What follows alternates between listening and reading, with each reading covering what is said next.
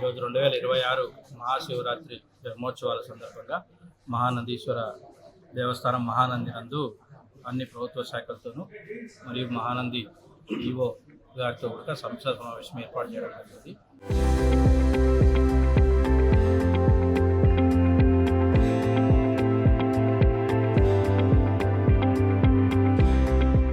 ఈ యొక్క మహాశివరాత్రికి సంబంధించిన ఉత్సవాలకు సంబంధించి అన్ని ఏర్పాట్లు కూడా చేయడం జరిగింది.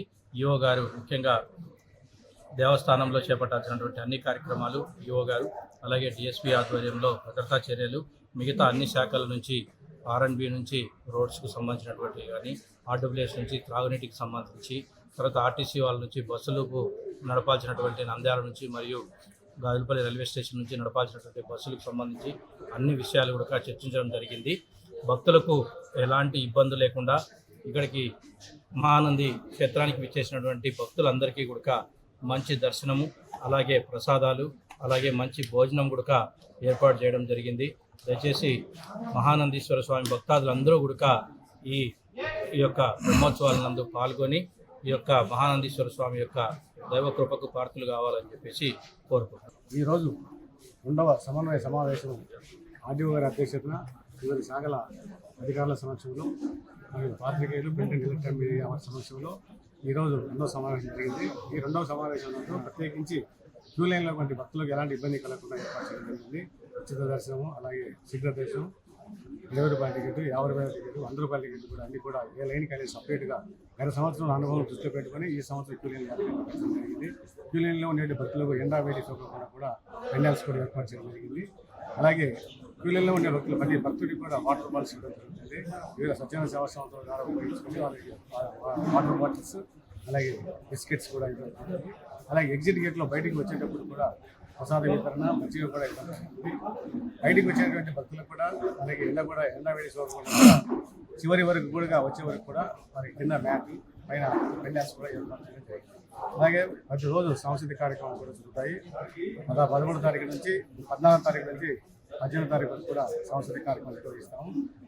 అలాగే శ్రీ స్వామివారి దివ్య రథోత్సవం 17వ తారీఖు ఉంటుంది. ఈ రథోత్సవం కలిగినటువంటి భక్తులకు కూడా ఎలాంటి ఇబ్బంది కలగకుండా R&B రోడ్డు ద్వారా వారి వాళ్ళ కూడా ఈరోజు మార్కింగ్ ఏర్పాటు చేసి వెయిట్తో ఆ మార్కింగ్లో వచ్చినట్టుగా రథాన్ని కూడా తీసుకెళ్తున్న భక్తుల ద్వారా రథోత్సవం నిర్వహిస్తాము. ఇక్కడ ఇంకా కూడా ఉచిత ప్రసాదాలు వివిధ అన్న సంఘాల వారు కూడా వివిధ కులాల వారు అన్న ప్రసాద వితరణ కూడా చేయడం జరుగుతుంది. ఈ సంవత్సరం గతంలో కంటే కూడా పార్కింగ్ ఏరియా ఎక్కువ పెంచాము. నంద్యాల రోడ్డు వైపు 10 ఎకరాలు ఉంది. అలాగే గాజులపల్లి రోడ్డు వైపు కూడా దాదాపుగా 8-9 ఎకరాలు కూడా ఈ సంవత్సరం కాబట్టి పార్కింగ్ ఏరియా కూడా ఇబ్బంది లేదు. పోలీస్ శాఖ డిపార్ట్మెంట్ వారి తరఫున, మున్సిపల్ వారి తరఫున, అన్ని డిపార్ట్మెంట్ల సహకారంతో, మెయిన్ పోలీసు వారి సహకారంతో ఈ ఉత్సవాలు కూడా నిర్వహించడానికి కోనేట దగ్గర కానీ ఇలాంటి అలాగే వివిధ స్వచ్ఛంద సేవా సంస్థల వారి దగ్గర 300 మంది కూడా పిల్లలలో వివిధ పాయింట్స్ కూడా వాళ్ళకి పెట్టి వాళ్ళ ద్వారా వాళ్ళ సేవలు కూడా వినియోగించుకుంటాము. అలాగే స్పీకర్ కూడా లోపల శివరామకృష్ణ అడిగిన వాళ్ళ సేవా సంస్థ కూడా వాళ్ళ ద్వారా కూడా స్వీకరించడానికి కూడా వాళ్ళు కూడా ఉపయోగించుకుంటారు. అలాగే వైద్య సౌకర్యం కోనేట్లో ఉన్న చిన్నపిల్లలు కానీ ఎవరైనా సరే వాళ్ళకి ఆయాసం కోసం వచ్చినా కూడా నేను చిన్న కోనేట్ల దగ్గర కూడా వైద్య సేవలు ఏర్పాటు చేయడం.